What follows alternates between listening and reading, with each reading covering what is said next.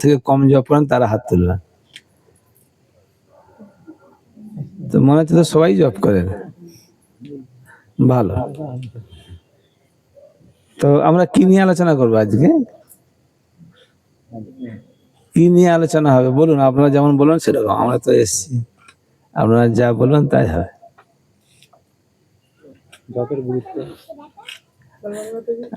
দেখি আপনারা কি বলুন, কি নিয়ে আলোচনা শুনতে চান? আমরা জব কেন করি, জব করলে কি হবে, জব করলে লোক সেবা করলে অনেকে জিজ্ঞাসা করে কোন কি মানে ভগবানের কথা নিয়ে এই সব নিয়ে এটা বললে কি ভারতের ভাষা করে কোন কি ওরা কেন করে সরকার করে লোক সেবা করে কেসে করে লোক সেবা মহাত্মা এটা বললে ভগবানের মহাত্মা কেন জব করবো ওরা বলতে বলতে মানে শেষ হয়ে যাচ্ছে, জাজ করছে এটা কেন করে শুধু শুধু গীতা দিয়ে দিচ্ছে আমাদের আমি আলোচনা করব, কিন্তু কিছু কিছু বিষয় যেগুলো হয়তো আমি মানে মনে থাকবে না, আমরা শেষে আমরা একটু প্রশ্ন উত্তর করব, তখন আপনারা বলবেন, আমি চেষ্টা করব ওই বিষয়গুলো নিয়ে আলোচনা করার জন্য। অ্যাকচুয়ালি এই জগতে আমরা যারা আছি, এই জড় জগৎ, এটা জড় জগৎ তো নাকি? কেন জড় জগৎ বলা হয়? এই জগতের জড় কেন বলা হয়?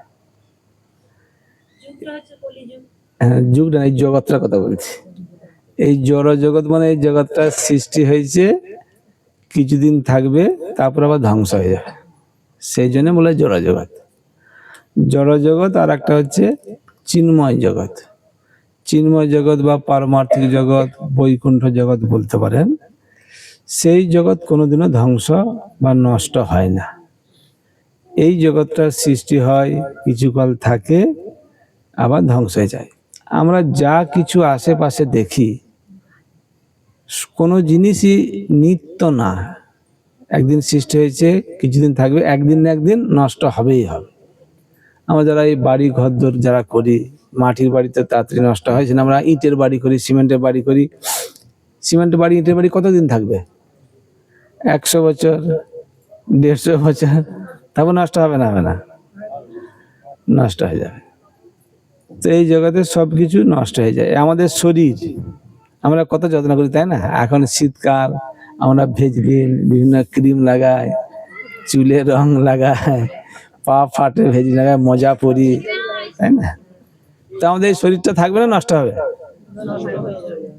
নষ্ট হয়ে যাবে। এই জগতে যা কিছু আছে সব নষ্ট হয়ে যাবে, কিন্তু আমাদের যে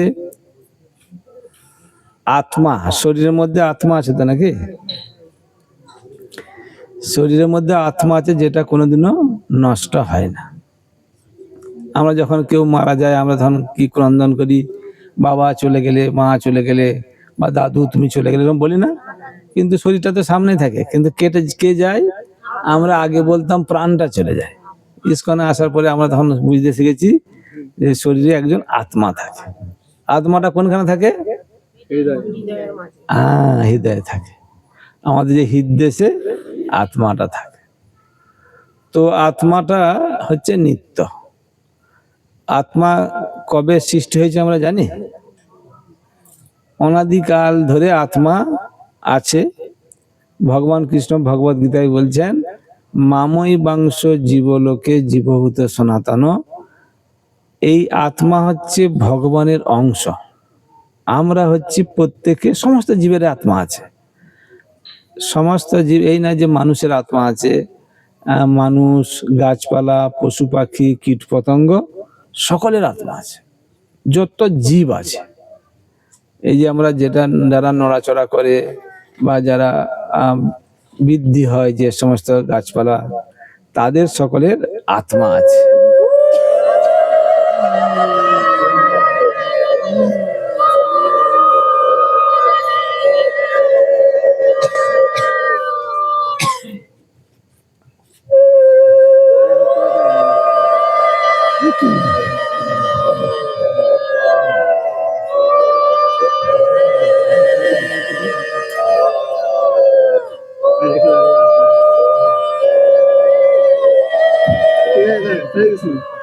এটা পড়ুন, কি আছে?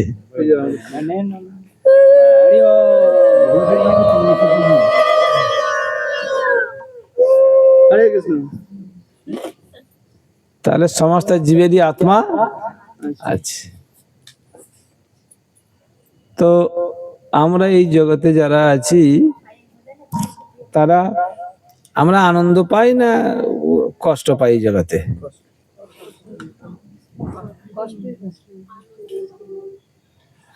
আমরা যদি ভালো করে বিবেচনা করি এই কষ্টটাই বেশি, আনন্দ সামান্য একটু ঝিলিক। কারণ এই এই জগৎটা যে ভগবান সৃষ্টি করেছে এটা কিন্তু আনন্দ পাওয়ার জন্য করেনি, কষ্ট পাওয়ার জন্যই করেছে। তার মনে হলো ভগবান কেমন নিষ্ঠুর রে বাবা, ভগবান কিরকম নিষ্ঠুর। আপনি বলছেন ভগবান আমাদের পিতা, ভগবান কৃষ্ণ ভগবান কি দেখবেন মাময়ী বাংশের জীবলোকে জীবভূত সনাতন, তারপরে বলছে অহম বীজপ্রদ পিতা, সমস্ত জীবের বীজ প্রদানকারী মূল পিতা হচ্ছে ভগবান, বলছে আমি, ভগবান গীতায় বলছে। তা আমরা ভাবতে পারি কেন আমার তো মাতা পিতা আছে, ভগবান মূল পিতা হলো কি করে? তাই তো আমাদের প্রত্যেকে তো, আমরা তো আমার বাবা মা ছিল, আপনাদের যারা সন্তান আছে বলে আমি তো মা আমি বাবা, ও ভগবান কি করে পিতা মাতা হলো? ভগবান মূল পিতা এই কারণে, কারণ আমরা যারা বিবাহ করছে তারা কোনোদিন গ্যারান্টি দিতে পারে না যে আমার সন্তান হবেই পারে। ভগবানের অনুমোদন না থাকলে সন্তান হবে না, ছেলে হবে না মেয়ে হবে বলতে পারবে বাবা মা? সেটাও আমাদের হাতে নেই। সুস্থ হবে না অসুস্থ হবে বলতে পারবে? কতদিন বাঁচবে বলতে পারবে ছেলে? মূল পিতা হচ্ছে ভগবান। তো ভগবান এই জগতে আমাদেরকে পাঠিয়েছে, অ্যাকচুয়ালি এই জগৎটা সৃষ্টি করেছে দুঃখ পাওয়ার জন্য। ভগবান কৃষ্ণ ভগবদ গীতায় বলেছেন দুঃখালয়ম অশাশ্বতম, এই জগৎটা হচ্ছে দুঃখের আলয়, আর হচ্ছে অশাশ্বত মানে টেম্পোরারি, সবকিছু টেম্পোরারি এই জগতে। আজকে যে বাচ্চা আছে তারা দুদিন পরে যুবক হবে, তারপরে বৃদ্ধ হবে, হবে না? হবে না? সব টেম্পোরারি। আজকে যার সঙ্গে খুব ভালো বন্ধুত্ব, প্রেম প্রীতি ভালোবাসা, সারা জীবন এরকম থাকে? যার প্রচুর টাকা আছে সারা জীবন টাকা থাকবে? আমাদের যে রূপ যৌবন সারা জীবন থাকবে? সবকিছু এই জগৎটা টেম্পোরারি, আমরা বুঝতে পারছি। আর এই জগৎটা দুঃখালয়, সবাইকে দুঃখ পাবে। এই মনে হয় যে যদি কিছু টাকা থাকতো তাহলে খুব সুখ পেতাম। অনেক লোকের তো টাকা আছে, খাওয়া পড়ার অভাব খুব কম লোকের আছে, বলুন কতজনের আছে খাওয়া পড়া? কিছু লোকের হয়তো একটু কষ্ট আছে, সারা পৃথিবীতে খাওয়া পড়ার অভাব অতটা নেই, তবু তো মানুষের কষ্ট পাচ্ছে কেন? কারণ এই জগৎটা বানিয়েছে ভগবান কষ্ট পাওয়ার জন্য। যেমন এই জেলে যাদেরকে রাখা হয় তাদেরকে আরাম করার জন্য রাখা হয়, সংশোধন করার জন্য।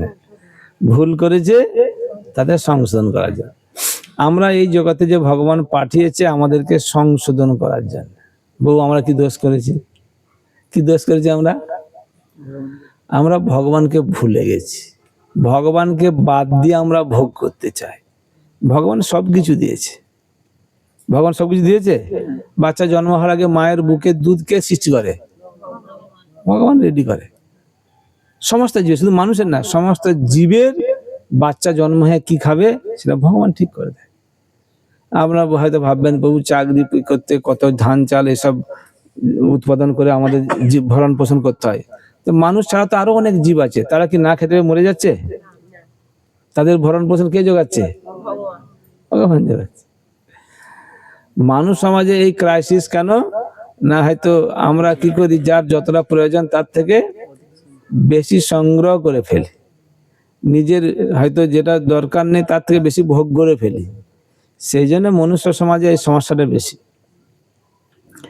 তো ভগবান সবাইকে মেনটেন করছে, কিন্তু এই জগতে আমরা যারা আছি প্রত্যেকে আমরা যদি ভালো করে বিবেচনা করি আমরা কষ্ট পাচ্ছি, কারণ ভগবানকে আমরা ভুলে গেছি, ভগবানকে বাদ দিয়ে ভোগ করতে চাই।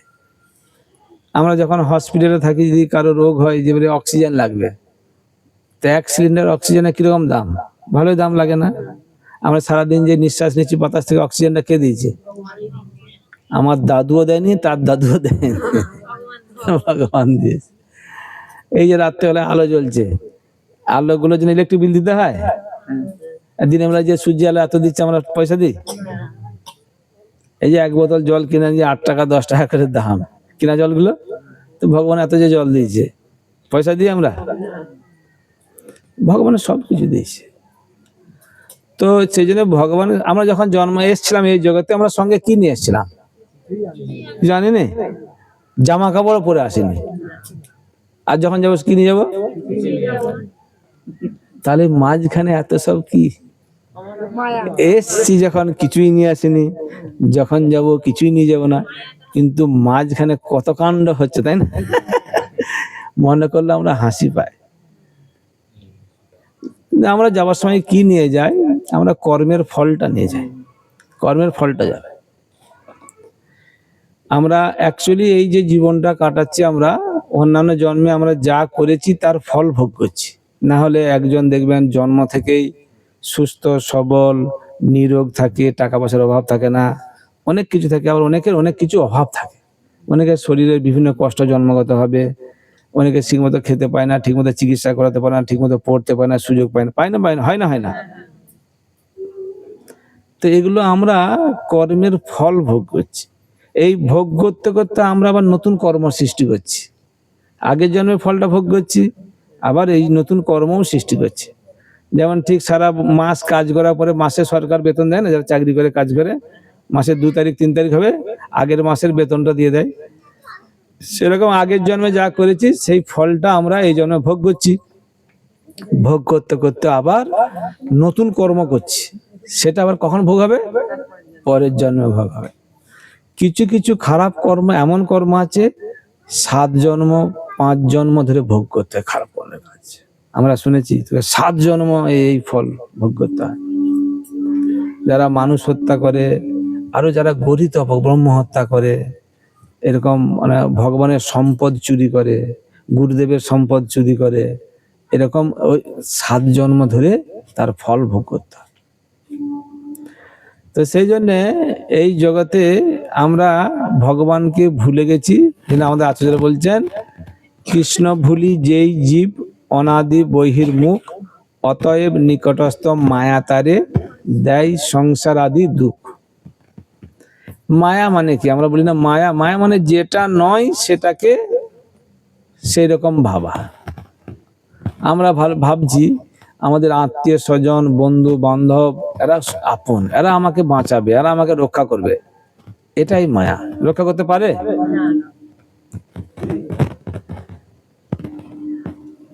এবং আমাদেরকে ভগবান যদি অনুমোদন না করে আমরা কোনো কিছুই লাভ করতে পারি না, কোনো কাজও করতে পারি না। আমি হাতটা তুলে যে অন্নটা মুখে খাবো, সেটাও যদি ভগবান অনুমোদন না করে খেতে পারবো না। আমি যে কথা বলছি সেটাও বলতে পারবো না। সবাই কথা বলতে পারে? অনেকে যেমন বোবা হয়ে গেছে, অনেকের হাত পা অচল হয়ে যায়, প্যারালাইসিস হয় না? ভগবান সবকিছু, ভগবানের সহযোগিতা ছাড়া কোনো কিছু সম্ভব না। আমরা প্রকৃতপক্ষে বলুন তাহলে আমরা জানি না, আমাদের এই সম্পর্কে কোনো জ্ঞান নেই।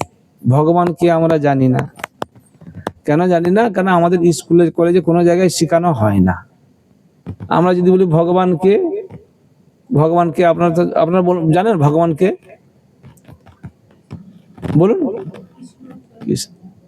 আর কে কে ভগবান আছে বলুন, যার যা মনে আছে বলুন, তাহলে প্রশ্ন উত্তর করলে আপনারা একটা পরিষ্কার ধারণা হবে কে কে ভগবান। জগন্নাথ বলছে, ঠিক বলছে। আর চৈতন্য মহাপ্রভু, নিত্যানন্দ, আর ভগবান কে কে? হ্যাঁ, নৃসিংহদেব ভগবান। আর কিছু?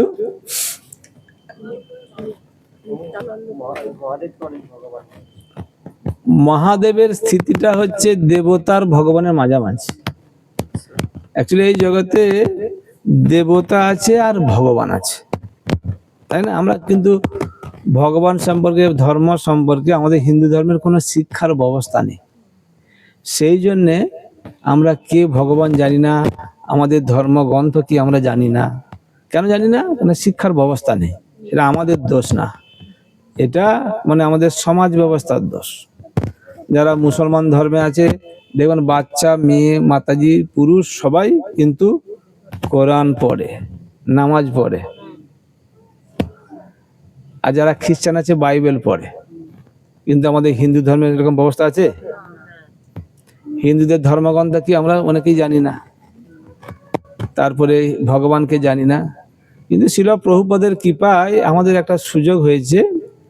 শিল প্রভুপাদ আমাদের গীতা, ভাগবত, বেদ, উপনিষদ, পুরাণ সমস্ত গ্রন্থ অধ্যয়ন করে আমাদের গীতা, ভাগবত, চৈতন্য চরিতামৃত সুন্দর সহজ সরল ভাষায় তাৎপর্য লিখেছেন এবং ছোট ছোট অনেক গ্রন্থ লিখেছেন প্রভুপাদ। সেগুলো হচ্ছে এই সমস্ত শাস্ত্রের সার, সহজ সরল ভাষায় আমাদের ধর্মটা কি, আমাদের কি করা উচিত, কি করা উচিত না, আমরা কেন কষ্ট পাচ্ছি, এই সমস্ত বিষয়ে খুব সহজ সরল ভাবে গ্রন্থগুলো সম্পাদন করেছে। এই গ্রন্থগুলো সারা পৃথিবী জুড়ে প্রচার হচ্ছে। তার ফলে দেখবেন অনেক মানুষ, হাজার হাজার মানুষ এই কৃষ্ণ ভক্তি গ্রহণ করছে। চীনের লোকেরা কি খায়? সব কিছু খায়, কিচ্ছু বাদ দেয় না। কুমিরের মাংসও খায়, কীট পতঙ্গ, মাকড়সা, ছাড়, জানি না ছাড় পোকা খায়, সাপ, ব্যাং, কাঁকড়া বিছে। আমি একটা ছবিতে দেখছিলাম যে কাঁকড়া গাছগুলো ভেজে একটা সে ঝাঁটার মতো কাটিতে রাখা আছে, সব খায়। কিন্তু ওখানেও কৃষ্ণ ভক্তি, অনেক ভক্ত হচ্ছে, অনেক ভক্ত হচ্ছে। রাশিয়াতেও অনেক ভক্ত হচ্ছে, আফ্রিকার লোক ভক্ত হচ্ছে। সারা পৃথিবী জুড়ে শিল প্রভুপাদের কৃপায় এই গ্রন্থ অধ্যয়ন করে সাধু সঙ্গের প্রভাবে ভক্ত হচ্ছে। তো এই গ্রন্থটা শিল প্রভুপাদ লিখেছেন। এই গ্রন্থগুলি যে আমরা অধ্যয়ন করি, আমাদের এই ধর্ম সম্পর্কে জানতে পারবো। ভগবান কৃষ্ণ ভগবদ গীতায় বলছেন, অহং সর্বস্ব প্রভব, আমার থেকে মত্ত সর্বং প্রবর্ততে, আমি সবকিছুর উৎস, সবকিছু আমার থেকে সৃষ্টি হয়েছে। এবং ভগবান কৃষ্ণ গীতায় বলছে, মত্ত পরতরং নান্যত, আমার থেকে শ্রেষ্ঠ কেউ নেই। আমার থেকে কোনো দেবতা এই কথাটা কোনোদিনও বলতে পারে না যে আমার থেকে শ্রেষ্ঠ কেউ নেই। আমরা দেখেছি শিব ঠাকুরের ছবি দেখেছি, দেখবেন চোখগুলো এরকম করে হাতে ধ্যান করছে, হাতে মালা আছে, আছে না নেই? তাহলে শিব ঠাকুরেরও উপরে কেউ আছে যার নাম জপ করে। শিব ঠাকুর চোখগুলো এরকম করে সংকর্ষণের ধ্যান করে। অনেকে বলে যে শিব ঠাকুর গাঁজা খেয়ে এরকম করেছে, শিব ঠাকুর গাঁজা খায়। যারা তামসিক ভাবে পূজা করে তারা হয়তো ভগবান নিবেদন করে, শিব ঠাকুর গাঁজা খায়। শিব ঠাকুর সংকর্ষণের ধ্যান করে এবং রাম নাম জপ করে।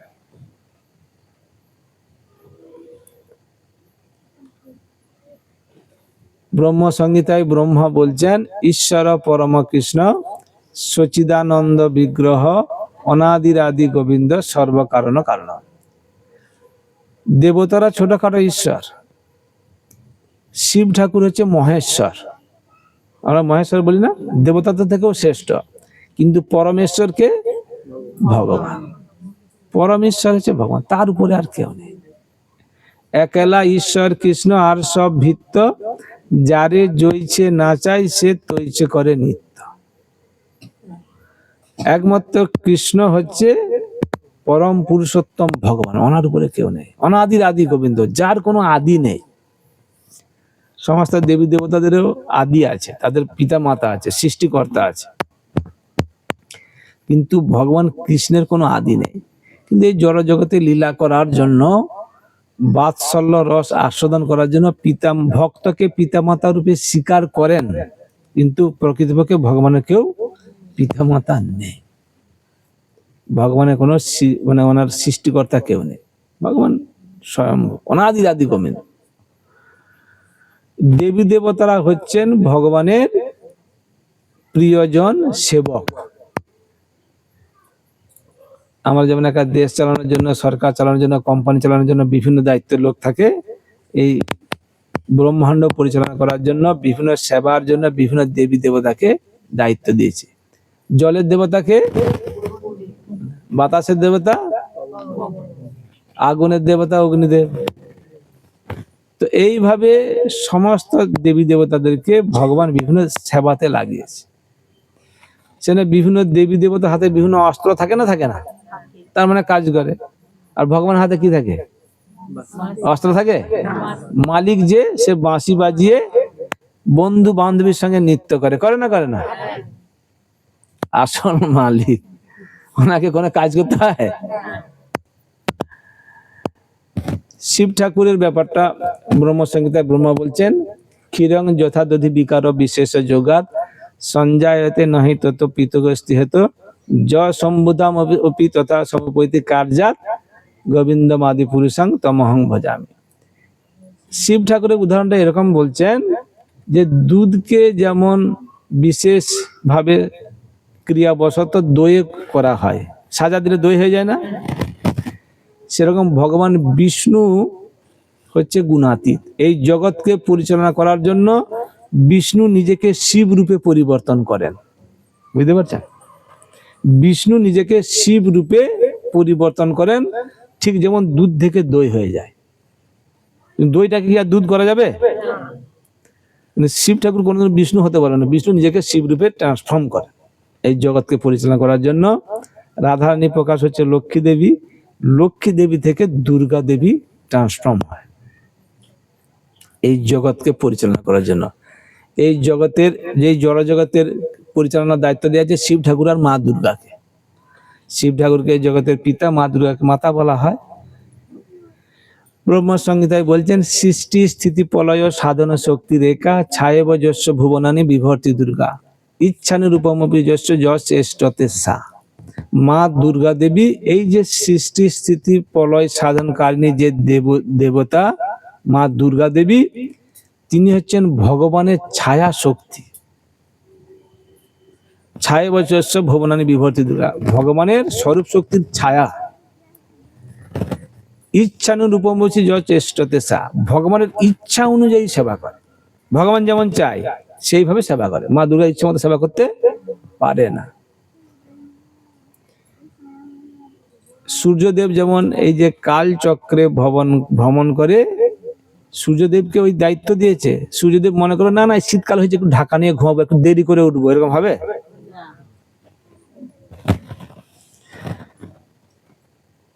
সূর্যদেবকেও এই যে কাল চক্রে ভ্রমণ করছে, এটা ভগবানের নির্দেশ।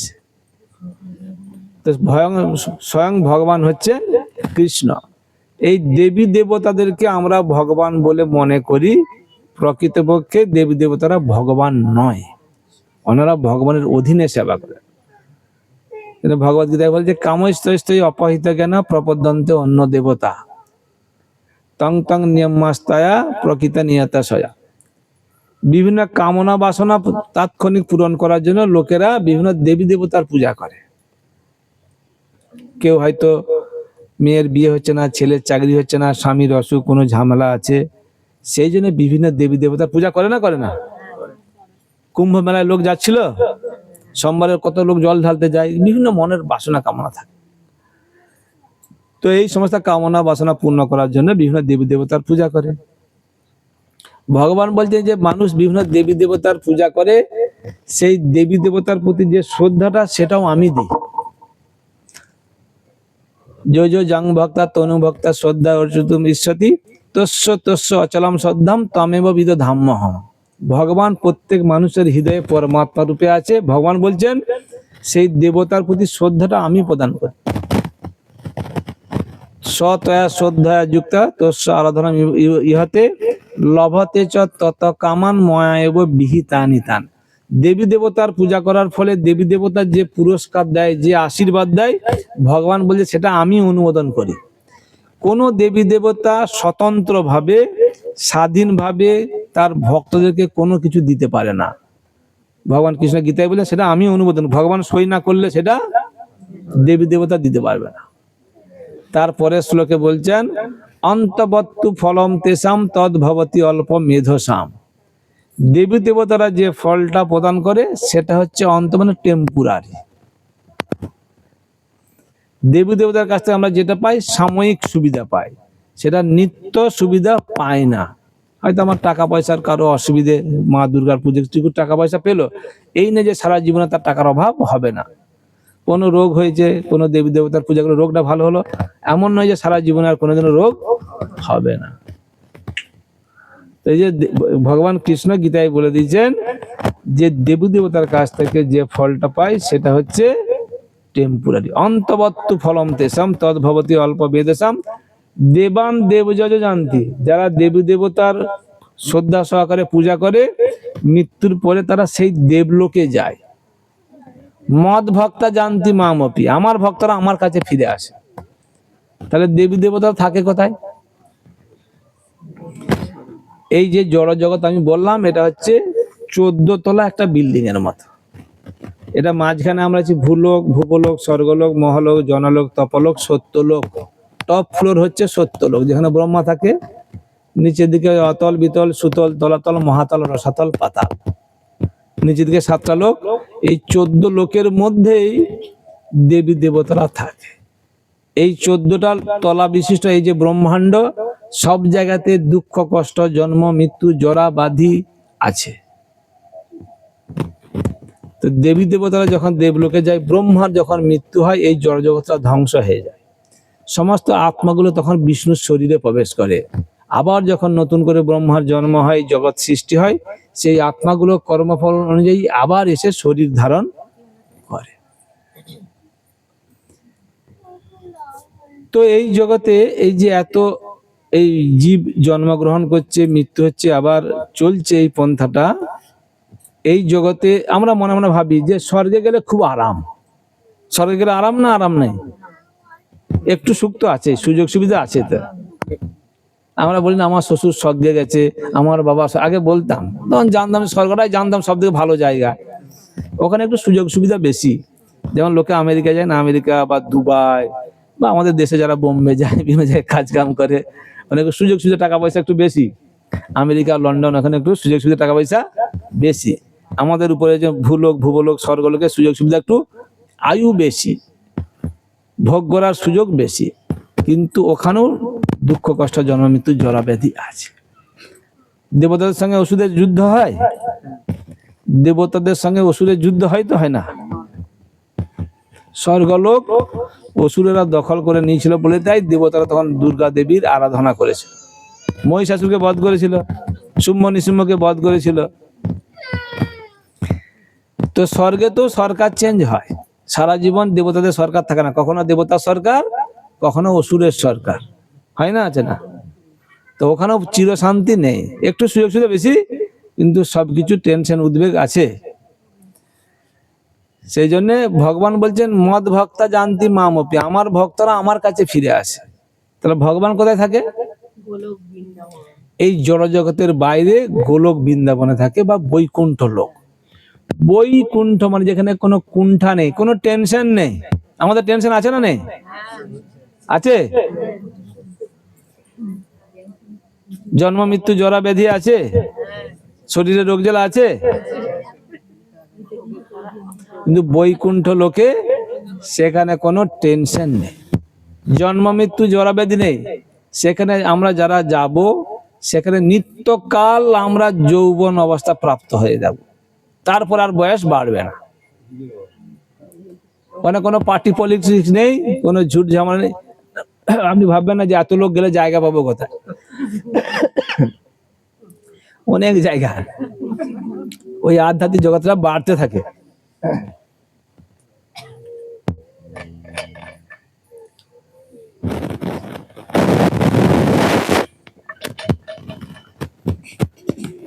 ভগবান কৃষ্ণ ভগবদ গীতায় বলছেন, ন তদ ভাসয়তে সূর্য ন শশাঙ্ক ন পাবক যদ্গত্তা ন নিবর্তন্তে তদ্ধাম পরমং মম। এই জগৎকে আলোকিত করার জন্য চন্দ্র, রাত্রেবেলায় চাঁদ থাকে, আর দিনের বেলায় সূর্য, রাত্রে চাঁদ আর তারারা আলোকিত করে। ভগবান বলছে আমার জগৎকে আলোকিত করার জন্য ন তদ ভাসয়তে সূর্য ন শশাঙ্ক ন পাবক, ওখানে আগুন, চন্দ্র, তারার প্রয়োজন হয় না। তাহলে কি ওই বৈকুণ্ঠের লোকেরা অন্ধকারে থাকে? ভগবানের শরীর থেকে এত জ্যোতি বের হয়, সেই জ্যোতিতে পুরো বৈকুণ্ঠ জগৎ উদ্ভাসিত। যদ্গত্তা ন নিবর্তন্তে তদ্ধাম পরম মম বলছেন, এখানে যদি কেউ একবার আসে তাকে আর এই জগতে ফিরে আসতে হয় না। কিন্তু স্বর্গে যদি যাই আমরা সারা জীবন থাকতে পারবো? ভগবান কৃষ্ণ গীতায় বলে দিয়েছেন, তে তং ভুক্তা বিশালং স্বর্গলোক, তে তং ভুক্তা স্বর্গলোক বিশালম। স্বর্গলোকে গিয়ে আমরা সুভোগ করবো, ক্ষীণে পুণ্যে মর্তলোকং বিশন্তি, পুণ্য শেষ হয়ে গেলে আবার এই জগতে ফিরে আসতে হবে। স্বর্গের যে ফর্মুলা ভগবান বলে দিয়েছে। অ্যাকাউন্টে যতদিন টাকা থাকবে আমরা এটিএম এ খুব আরাম করে টাকা তুলো, 500 টাকা তুলো, খচখচ বেরিয়ে যাবে, পিন নাম্বার দিয়ে দেবো, তাই না? আর যখন টাকা থাকবে না অ্যাকাউন্টে, কার্ডটা ছিটকে বেরিয়ে চলে আসবে না, আসবে না? আমাদের যখন অ্যাকাউন্ট শেষ হয়ে যাবে পূর্ণ, ধাক্কা মেরে ফেলে দেবে। কিন্তু ভগবান কি না বলছেন, যদ গত্তা নট নিবর্তন তদ ধাম পরম। যে এই জগতে একবার আসে তাকে আর কোনোদিনও ফিরে যেতে হয় না। ভগবান মিথ্যা কথা বলে? ভগবান কোনোদিন চিটিং করে না, ভগবান যেটা বলছে সত্যি কথা। তাহলে ওই জগতে আমরা যাব কিভাবে? আমরা যদি এখান থেকে আমেরিকা যেতে চাই, অস্ট্রেলিয়া যেতে চাই, কিছু খরচা আছে না? নেই? একটা করে অফিস থাকে, ভিসা অফিস, ভিসা বানাতে হয়, টাকা জমা দিতে হয়, প্লেনের টিকিট করতে হয়, তারপরে আমরা লন্ডন, ইউরোপ, আমেরিকা যেতে পারি, তাই না? আমি যদি ভগবত ধামে যেতে কিছু খরচা করতে হবে না, হবে না? কি খরচা করতে হবে? টাকা পয়সা লাগবে? ভগবান বলছেন যদি যেতে হয় গোলক ধাম, টিকিট হচ্ছে হরিনাম।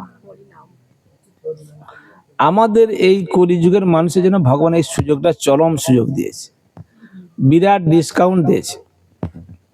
ভগবান কৃষ্ণ আমাদের ভাগবতে বলা হচ্ছে, প্রায়ণ অল্প আয়ুষ সভ্য কলা বস্মিন যুগে জনা মন্দা সুমন্দা মতয় মন্দ ভাগ্যাই উপদ্রুতা। আমাদের আয়ু অল্প। আমাদের আয়ু অল্প না? অল্প নয়? কত কলিযুগের মানুষের আয়ু কত?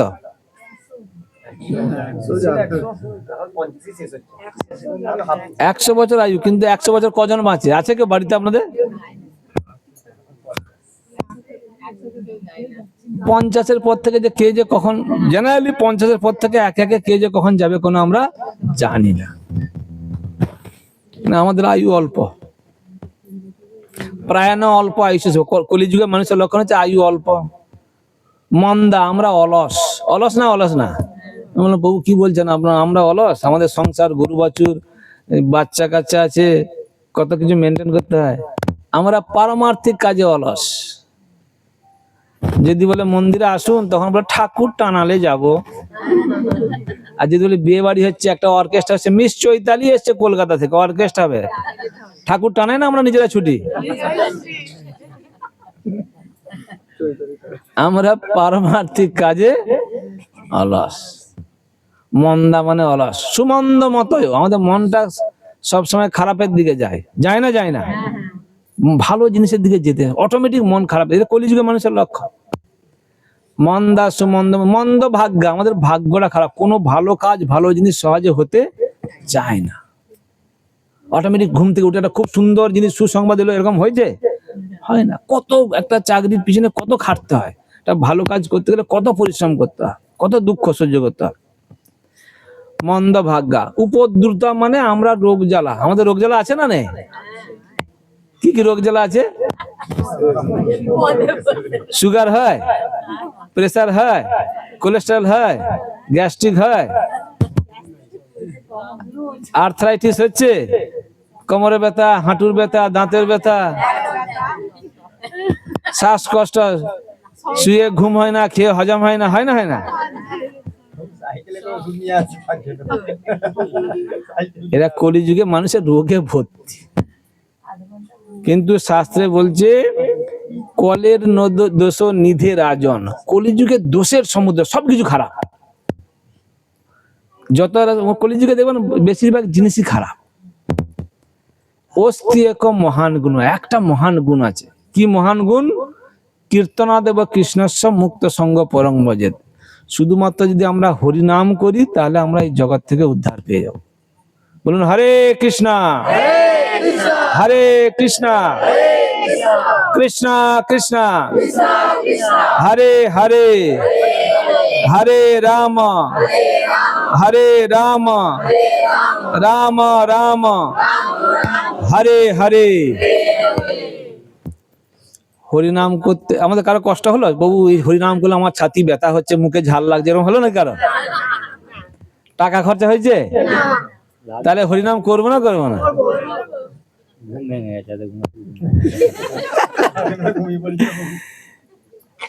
হরিনামটা আমাদের সঙ্গে যাবে না? যাবে না? আপনারাই বললেন প্রভু আসার সময় কিছু নিয়ে আসিনি, যাবার সময় হরিনামটা যাবে না? যাবে না? কেউ ভাগ নিতে পারবে? তাহলে আমরা যদি না করি, তাহলে কার দোষ?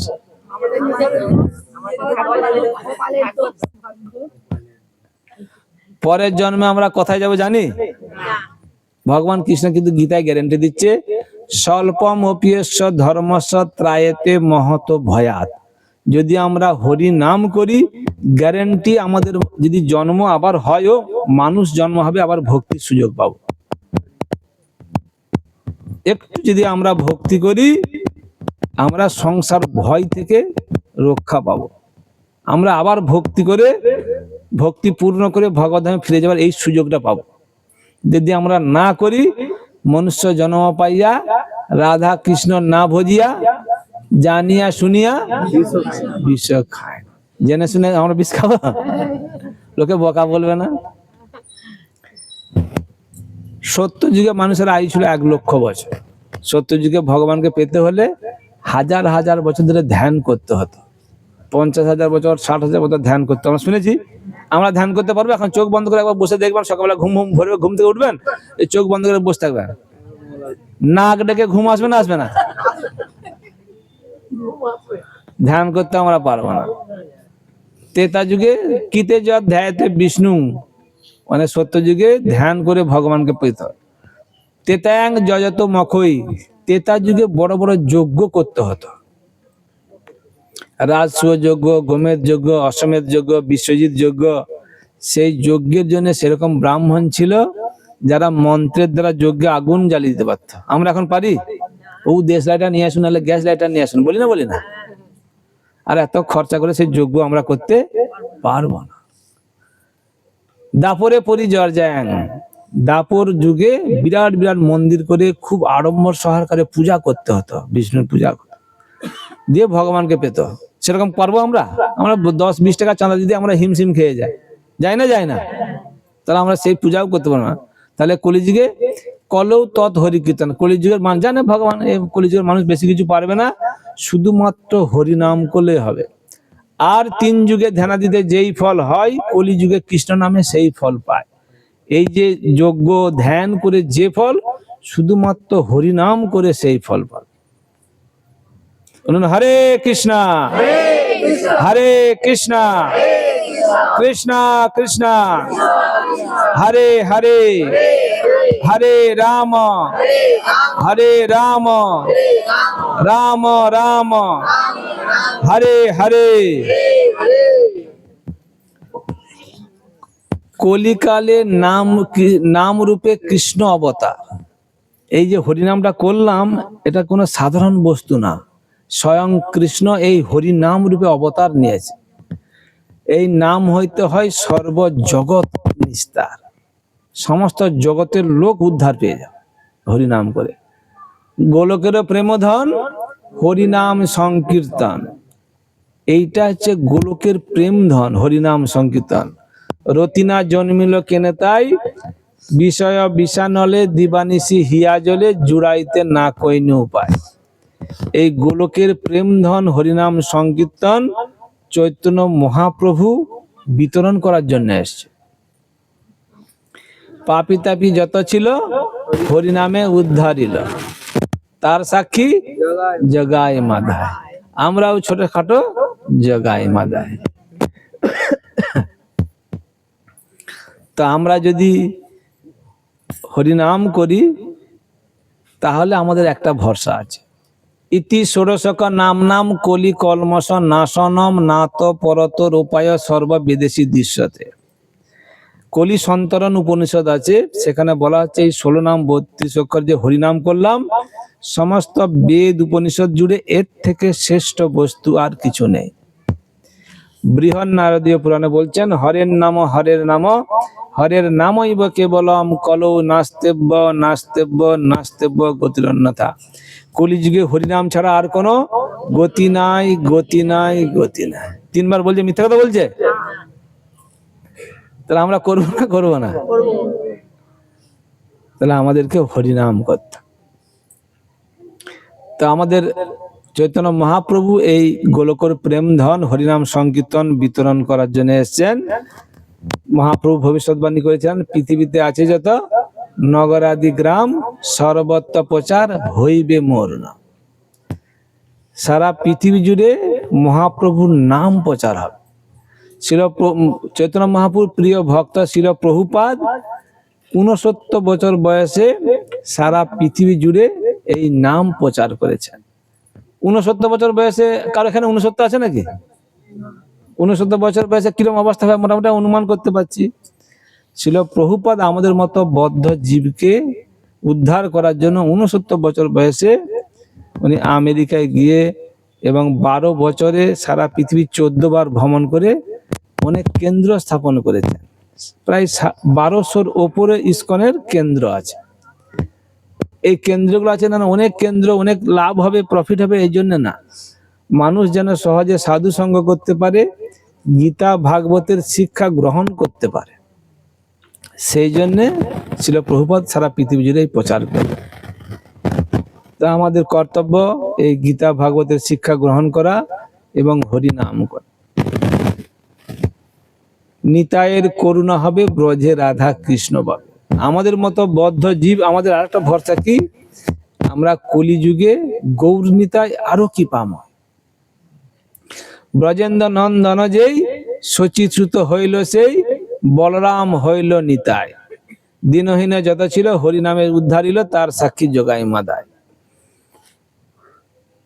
নিতাইয়ের করুণা হবে, ব্রজে রাধা কৃষ্ণ পাবে। আমরা যদি নিত্যানন্দ বাবুর চরণ ধরে থাকতে পারি, নিত্যানন্দ বাবুর কাছে শরণ গ্রহণ করি, তাহলে আমরা সহজে রাধা কৃষ্ণকে লাভ করতে পারবো। আমরা রাধা কৃষ্ণকে লাভ করতে চাই না? চাই না।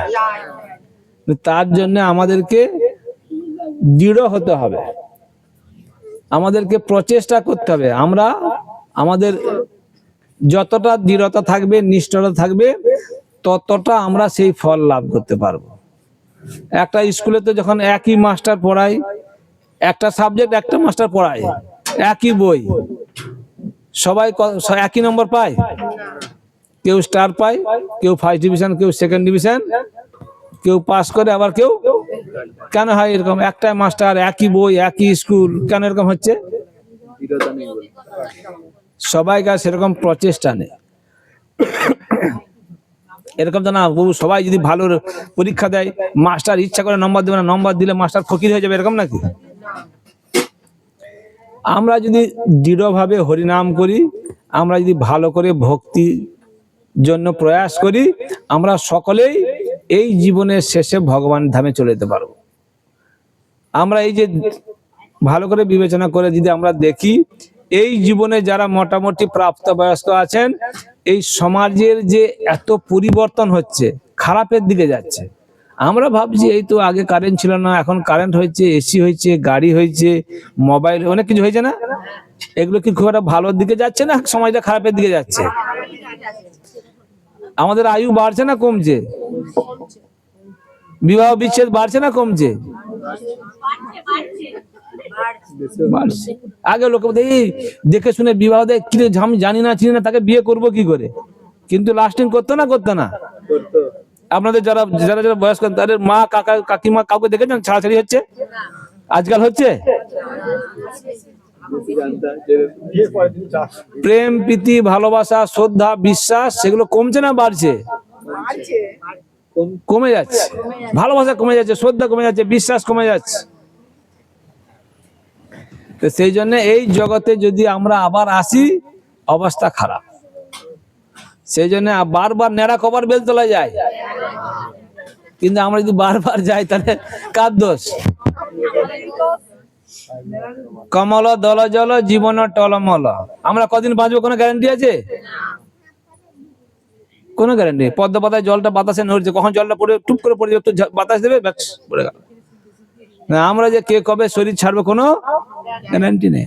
সেই জন্য আমরা যখন শিল প্রভুপাদের কৃপায় জানতে পারছি যে কৃষ্ণ হচ্ছে ভগবান, আমরা এই মনুষ্য জীবনকে সার্থক করতে পারি শুধুমাত্র ভক্তি করে।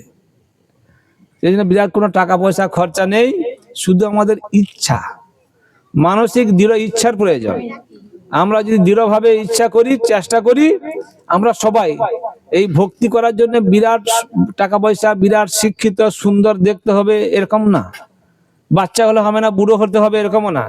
সবাই আমরা ভগবানের ভক্তি করতে পারি। সেই জন্য আমাদের দৃঢ় ইচ্ছা, দৃঢ়ভাবে আমরা যদি করি তাহলে আমরা ভগবানকে লাভ করতে পারবো এবং ভগবত ধামে ফিরে গিয়ে আমরা এই মনুষ্য জীবনকে সার্থক করতে পারবো। নাহলে এই মনুষ্য জীবনটা পেয়েছি আহার নিদ্রা ভয় মৈথুন করার জন্য না। অন্যান্য জীব তো এইসব, আমরা এই মনুষ্য জীবনটা হঠাৎ করে পেয়ে যায়নি। 84 লক্ষ জীবন কাটিয়ে এই মনুষ্য জীবন পেয়েছি। পোকা মাকড় গাছপালা কীট পতঙ্গা যা ছিল সব জীবন আমরা পেরিয়ে এসেছি। আমরা স্কুলে পড়াই যে ডারউইনের থিওরি আছে না, এই বিবর্তনবাদ, প্রকৃত বিবর্তনবাদটা এরকম না।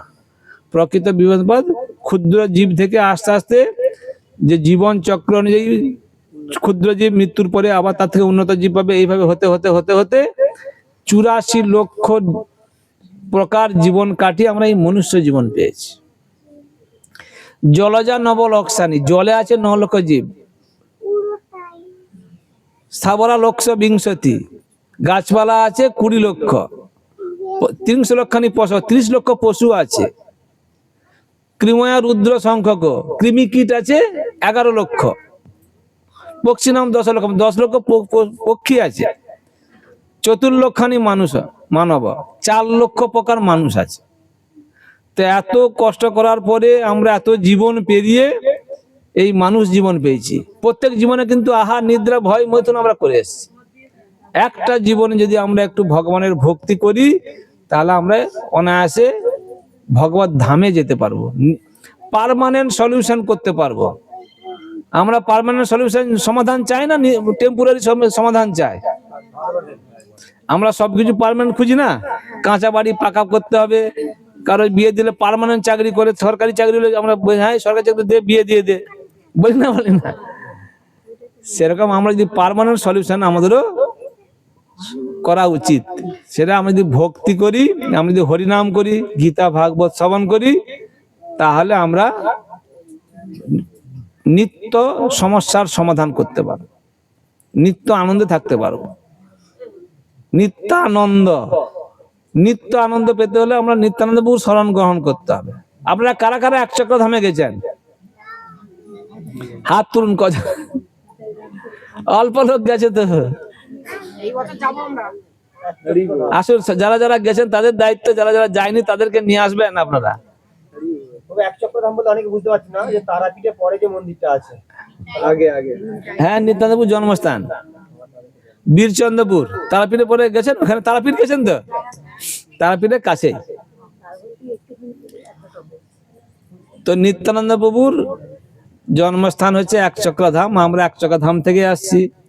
নিত্যানন্দ প্রভু আমাদের ভক্তি জীবনে অনেক কৃপা আশীর্বাদ করেন। ভক্তি জীবনটা যদিও শুনতে একটু সহজ সরল লাগে, কিন্তু প্রকৃতপক্ষে মায়ার বিরুদ্ধে লড়াই। লড়াই না লড়াই না, যারা যারা জব করেন, ভক্তি করেন, বিভিন্ন সমস্যার সম্মুখীন হতে হয় না? হয় না? পরিবারে হয়, প্রথম প্রথম তো যখন শুরু হয় তখন পরিবারে হয়, হয় না? হয় না? স্বামী হয়তো রাজি তো স্ত্রী রাজি না, স্ত্রী রাজি তো স্বামী রাজি না, স্বামী স্ত্রী রাজি তো বাবা মা রাজি না, বাবা মা রাজি না ছেলে পেলে রাজি না, ছেলে পেলে বাড়ির সব রাজি, আত্মীয় স্বজন রাজি না। হয় না? হয় না?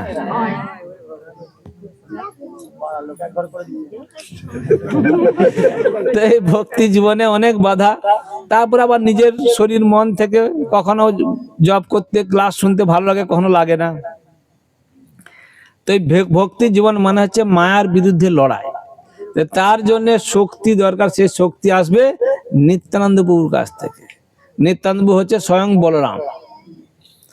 বল আর রাম শক্তিটা দেয় এবং আনন্দ দেয়, নিত্য আনন্দ। আমরা যদি পার্মানেন্ট আনন্দ পেতে চাই তাহলে আমরা নিত্যানন্দ প্রভুর শরণ গ্রহণ করবো। বলুন জয় নিতাই, জয় নিতাই, জয় নিতাই। নিত্যানন্দ প্রভুর কাছে প্রার্থনা করবেন, নিত্যানন্দ প্রভু এই ভক্তি জীবনের সমস্ত বাধা বিপত্তি গুলো দূর করে দেবেন। আর যারা যারা আসেননি তারা অবশ্যই নিত্যানন্দ প্রভুর ধামে আসবেন। নিত্যানন্দ প্রভু মহাপ্রভু থেকেও করুণাময়। কেন করুণাময় না? ময় না?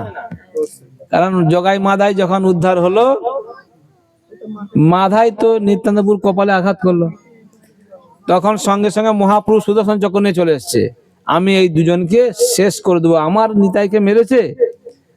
তখন জগাই কি বলল? মাধাই বলছে, না না নিত্যানন্দ প্রভু বলছে প্রভু মাধাই যখন মারছিল জগাই ওকে বাধা দিয়েছিল যে ব্রাহ্মণের ছেলে তুই মারিস না আগে। তখন মহাপ্রভু খুশি হয়ে গেছে যে ও তোমাকে একে বাধা দিয়েছে, তোমাকে সহযোগিতা করেছে। সঙ্গে সঙ্গে জগাইকে আলিঙ্গন দিয়ে দিল মহাপ্রভু। সঙ্গে সঙ্গে জগাই কি করেছে, কৃষ্ণ প্রেম পেয়ে গেছে, হরিনাম করছে, ক্রন্দন করছে, নিত্য কীর্তন করছে। আমি মাধাইকে কোনোদিনও ক্ষমা করব না, ও আমার নিতাইকে মেরেছে।